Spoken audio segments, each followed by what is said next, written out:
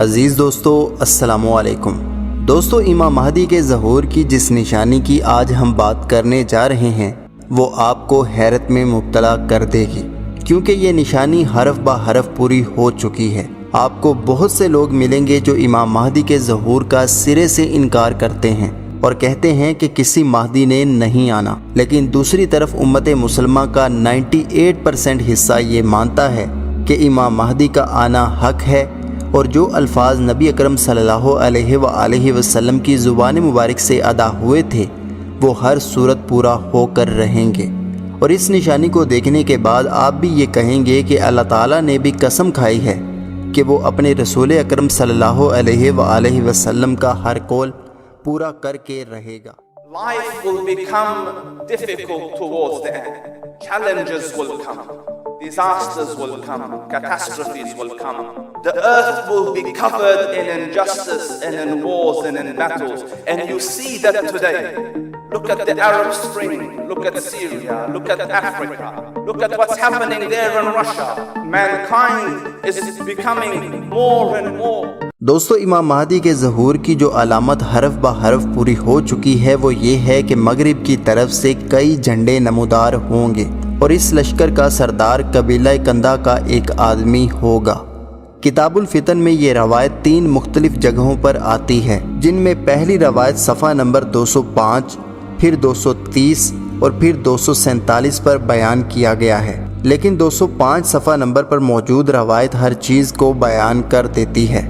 حضرت کعب رضی اللہ تعالی عنہ نے فرمایا ظہور مہدی کی علامت یہ ہے کہ خراسان کے کالے جھنڈوں کے نکلنے کے بعد ان کے خلاف مغرب سے آنے والے جھنڈے ہیں جن کی قیادت قبیلہ کندہ کا ایک لنگڑا آدمی کرے گا۔ دوستو یہ نشانی میں آپ کو 2 سال پہلے بھی بتا چکا ہوں، لیکن اس وقت اتنی وضاحت کے ساتھ میں نے یہ بیان نہیں کی تھی۔ اس نشانی کے ایک ایک لفظ پر غور کیجئے گا، آپ حیران ہو جائیں گے۔ اب حدیث پر غور کریں۔ فرمایا ظہور مہدی کی علامت یہ ہے کہ خراسان سے کالے جھنڈے نکلنے کے بعد۔ اب موجودہ دور میں خراسان سے مراد افغانستان، ایران، ازبکستان، تاجکستان اور ترکمانستان کے کچھ علاقے ہیں، اور ہم نے ان علاقوں سے کالے جھنڈے نکلتے دیکھے ہیں۔ اب چاہے آپ ان کو طالبان کہیں یا دہشت گرد کہیں یا جو بھی میڈیا نے آپ کے دماغ میں بٹھایا ہوا ہے وہ سمجھیں، لیکن اتنا سب جانتے ہیں کہ یہاں سے کالے جھنڈے نکلے ضرور ہیں جو آج سفید جھنڈوں میں تبدیل ہو چکے ہیں، کیونکہ اگر ہم اسلامی ہسٹری کا مطالعہ کریں تو ہمیں پتہ چلتا ہے کہ مسلمان جب بھی کافروں سے جنگ کے لیے نکلتے تھے تو ان کے جھنڈوں کا رنگ سیاہ ہوتا تھا، اور جب اللہ تعالیٰ فتح عطا کر دیتے تھے تو سفید جھنڈے اٹھا لیے جاتے تھے۔ پھر اسی حدیث میں آگے فرمایا ان جھنڈوں کے بعد مغرب سے آنے والے جھنڈے ہیں۔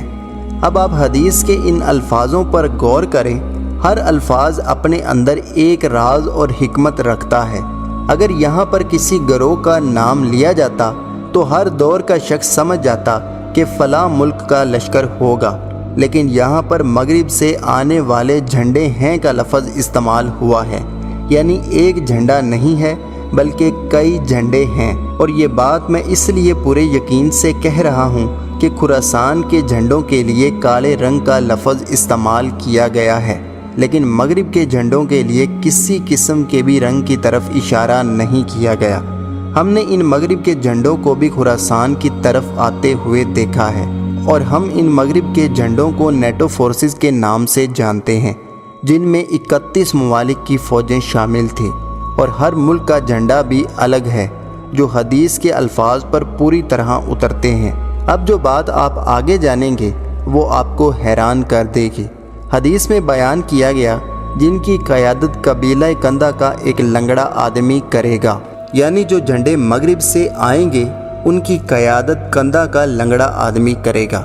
غور کرنے کا مقام ہے کہ کہیں دنیا یہ منظر اپنی آنکھوں سے دیکھ تو نہیں چکی، اور کیا دنیا نے یہ گمان بھی کیا ہے کہ اہل مغرب اپنی فوج کا سربراہ ایک لنگڑے آدمی کو بنائیں گے؟ اس کا ایک زندہ ثبوت یوٹیوب پر 21 جولائی 2015 کو اپلوڈ ہونے والی ایک آفیشیل ویڈیو ہے۔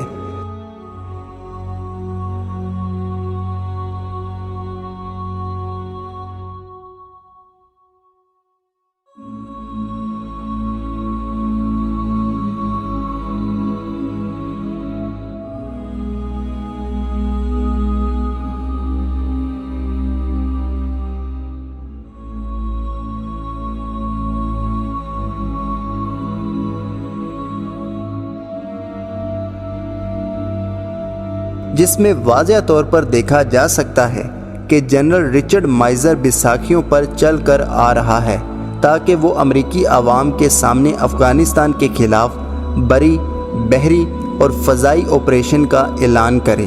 یہ وہی جنرل ہے جس نے افغانستان میں تمام نیٹو فورسز کی قیادت کی تھی۔ اب آپ نے لنگڑے امیر کا تو جان لیا، حدیث میں ایک اور الفاظ استعمال کیا گیا ہے، قبیلہ کندہ۔ اب کندہ کسے کہتے ہیں یہ جان لیجئے۔ دوستو، کندہ کو انگلش میں انگریوڈ کہتے ہیں، اور انگریو کا معنی ہوتا ہے کھودنا یا نقش کرنا، یعنی کسی بھی چیز پر کھود کر جو نقش نگاری کی جاتی ہے اسے انگریو کہتے ہیں، یعنی کندہ کہتے ہیں۔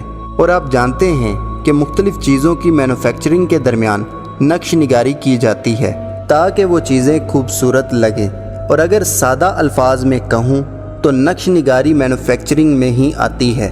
اور جب میں نے جنرل رچرڈ مائزر کا فیملی ٹری ڈھونڈنے کی کوشش کی اور ان کا کاروبار جاننے کی کوشش کی تو پتہ چلا کہ ان کے باپ دادا کا کام بھی ریجنل مینوفیکچرنگ کا تھا۔ اب آپ حدیث مبارکہ کی صداقت دیکھیے، ایک ایک الفاظ واضح اشارے فراہم کر رہا ہے۔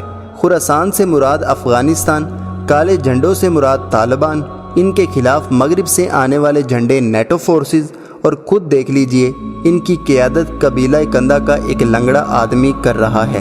تو اس سے ایک بات تو 100% واضح ہو گئی ہے کہ امام مہدی کا آنا حق ہے اور وہ آ کر ہی رہیں گے۔